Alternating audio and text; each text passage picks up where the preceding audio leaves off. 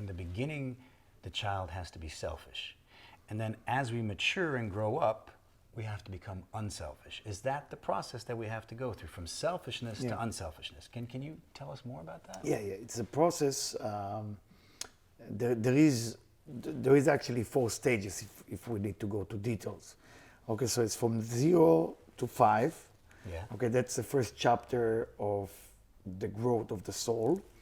Then from 5 till 12 or 13, depends on each kid. Then from 12 to 13 till 19, and then from 19 to maturity.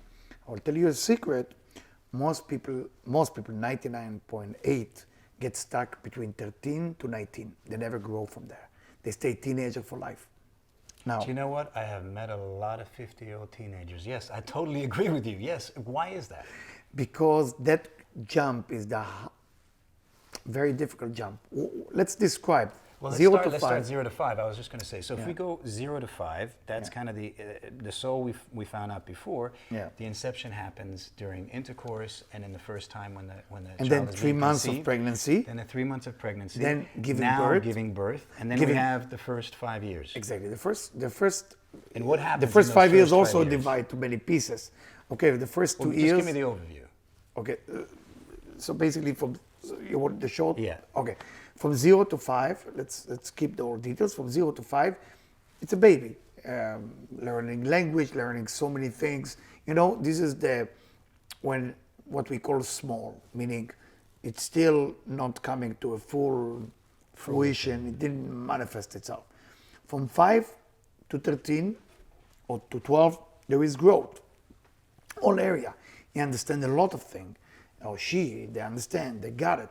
And also from a soul point of view, at the age of 12, they're receiving a different type of soul in them. They're born another soul. there are 3 levels to the soul. There is the one which is connected to the body. It's in your bloodstream. There is one connected to your speech. And there is the one connected to your mind. The one connected to your mind, that's what happened after 20, which most people don't get there, unfortunately. So from 12 to 19, what we call teenager, is a mix of maturity and childish. It's both. And people are comfortable staying there because if you did a mistake, you're a kid. And if you did something good, you're mature. So this is the best place to be for human because it's safe. I mean, you don't have to do a lot. So Because it's basically, you're not being held accountable for anything. Because if you've ever been around a child and you've heard a parent say, oh, it's just a kid, blah, blah, blah, and you don't have to worry about it, when they grow up, that's not going to happen anymore. So what you're saying is that most human beings, on the evolutionary scale of how we develop, Exactly. Evolution, we get stuck during the time of our teenage years. Yeah. And that's why so much of our shit is from that time of our life, from our teenage years. Very good. So you see a lot of people Very that good. go around and they suffer from lack of confidence or anything like that. And usually that comes from the time when they're a teenager. So why is that time so... I mean, apart from the fact that, you know, we don't have to be held accountable and it feels good for us, but why are so many people stuck in that particular place? because to do the jump from in this age is to take responsibility for everything. And take responsibility, most people think it as I'm blaming myself for that. There's a big difference between blaming yourself and taking responsibility. Blaming yourself, a lot of people doing that. Oh, it's my bad, my fault. You know, you sit in basketball court. My bad. Yeah. What does that mean, my bad? Does that mean now you're going to fix it? No, I just want to say it's my bad, so you leave me alone. So in a relationship, It's not taking responsibility, is not it? at all. Yeah, Taking responsibility equal to that the next move. It's my responsibility to fix with the next move what happened in the last move. It's a big difference. If you're a grown-up and you're having a fight with your loved one or a family member, and you are not holding yourself accountable for your part within that argument, you are not a grown-up. Yeah, You're a teenage child. Excellent. That's what you're saying. You describe it in the best way. So instead of, you know, what is a child? Is crying about everything. Not me, not me. You ask a child, why did you start fighting? Well, he started first.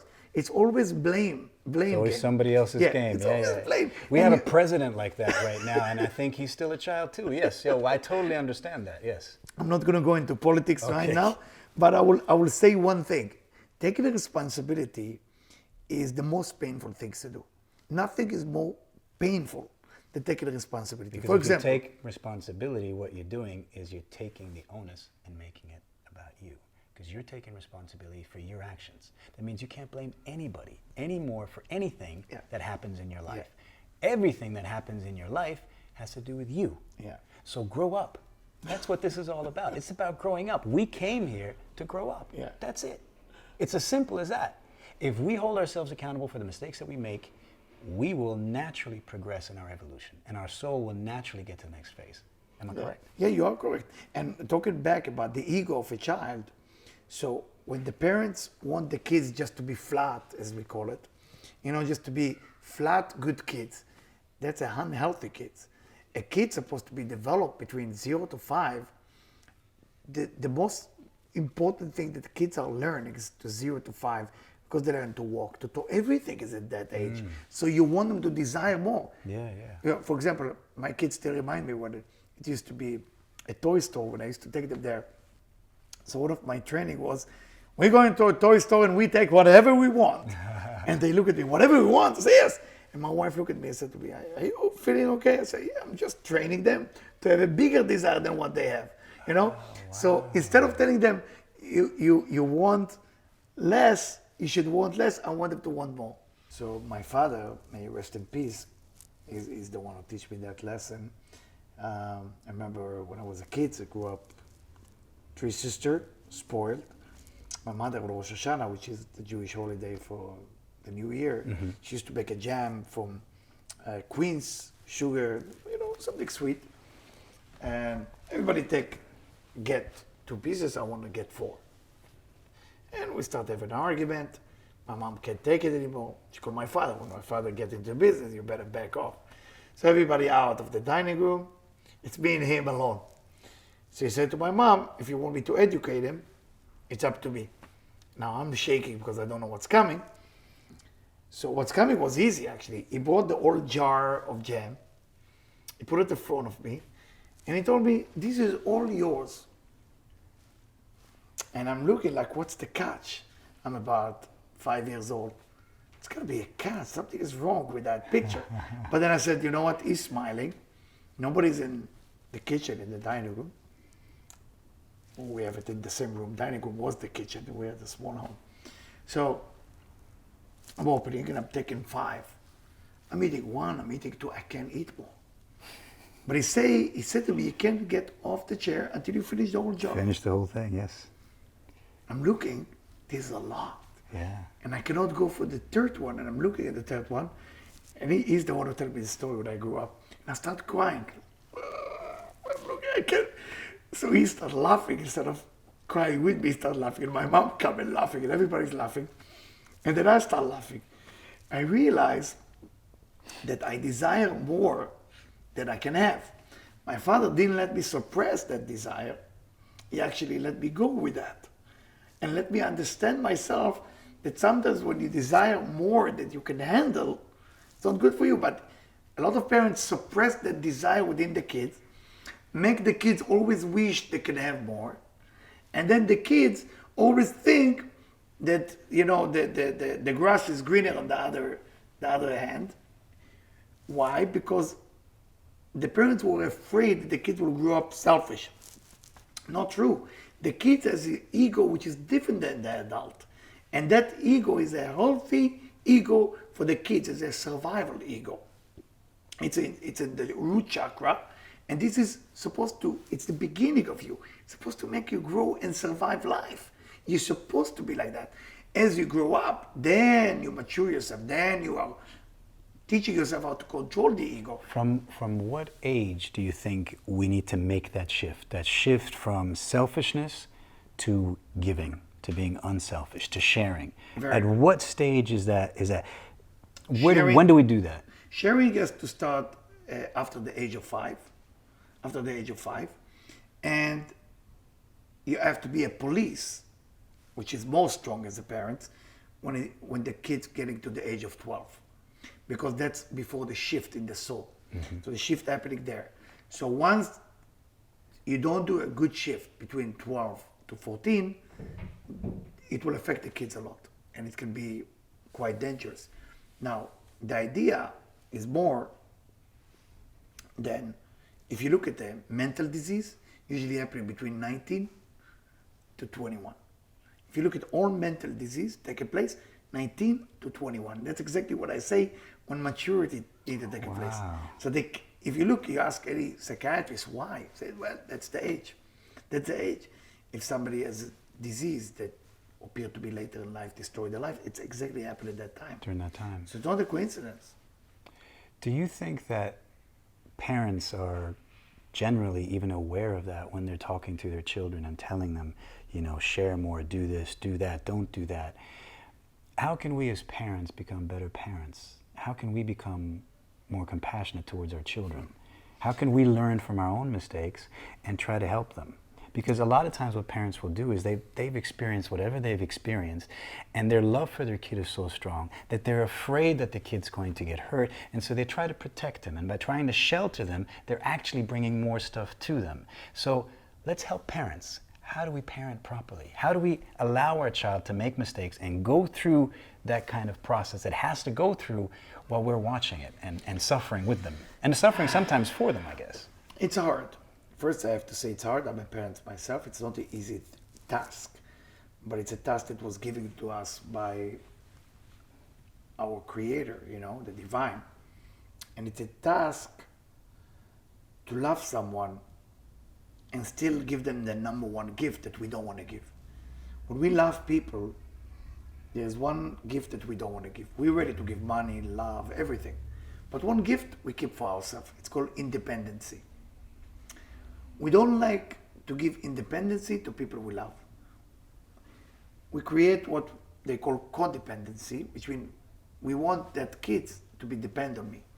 And when the parents releasing that thing and allow the kids to have freedom, that's a very healthy relationship. So to play with that, so the people that are in codependent relationship as adults never were released from that dependency from their parents. Exactly. So they continue the dependency that they had as children and taking it into adulthood and now continuing that dependency with their partner of choice. Exactly. Wow. Okay. It's a very hard. That's Listen, deep. Freedom. Yeah, that's freedom. deep. Freedom don't associate with people with love. When you love someone, it's yours.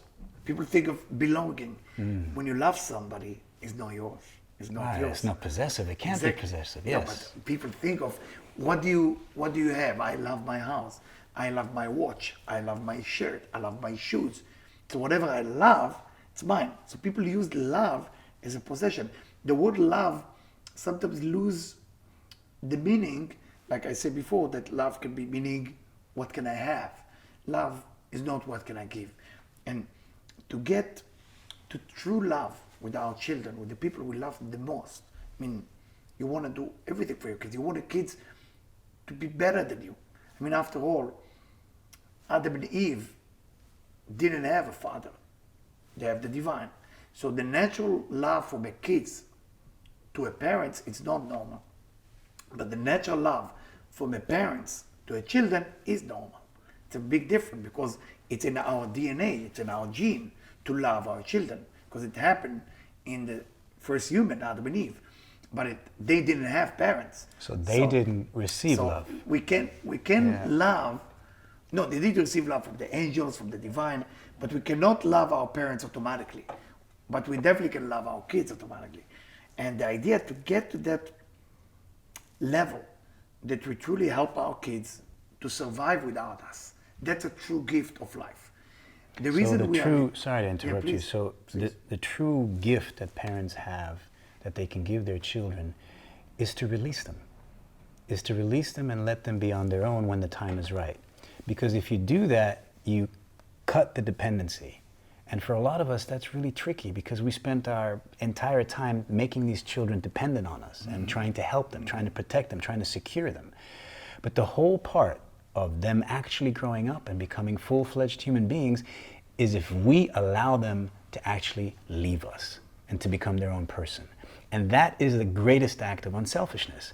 Keeping the children close to us and creating a dependency is a huge act of selfishness. Am I correct? You're absolutely correct. And it's, again, we know how difficult it is because, as you say, it's so beautiful. I mean, the kids is with you from the time of birth and everything. getting sick, you're taking care of them. They need help in school. It's all day long. And the biggest gift after that is to take what grow to be 20 years old and say, I think I give you enough and I'm still willing to give more, but I want you to learn on your own whatever you need to learn. And the biggest lesson that I had, I was spoiled as a kid. Even I didn't grow up in a rich neighborhood, I grew up in a quite poor neighborhood, but my mom and my father never let me feel that I'm missing anything. So I remember when I was 17 and a half, I told my parents I have to leave the house. And At 17? 17 and a little bit. Okay. I said, what's wrong with you? I said, what's wrong with me that I can't earn a thing. Everything is ready for me. I have meals, I have everything I want. I go, if I find a job now, I finish high school, I get whatever I want. So that's a very kind of interesting thing you're saying, because a lot of people have to be forced to get to that decision. Yeah. You made that decision, the decision. on your own, I made say, the decision. realizing in your own state that That you was- were in a dependent situation, that you Yeah. needed to become independent, Right. separate yourself from that situation, and create your own life. I couldn't be me. Yeah. I couldn't be myself. And I remember the biggest gift that happened many years later in my life happened 3 months ago when my son came to me. And my son just moved to college, actually 6 months ago. And he told me, because I don't see him that often, so he said to me, you know, Father, one of the reasons that I'm going away is not just to study. I have to find me. I mean, to be with you, he told me, to be with Mom, you guys only want to take care of me, but I never have a chance to take care of myself. So he's called me from time to time and he showed me a new dish that he cook, or a new people that he meet, or a concept that he built right now in college together with all the kids. So we maybe will not have what our parents giving it to us, and that's for the kids, but we'll discover a new person ourselves. And that's a self-discovery. There's nothing more beautiful. When you overcome challenge, you have to be first stronger than the challenge you go through. Because if you become stronger than the challenge you go through, you discover you. And that was not there before. So why there is challenge in people's life? Because people ask, why it happened to me? Why it happened to me? Everybody complain, why it happened to me? It's because you gifted.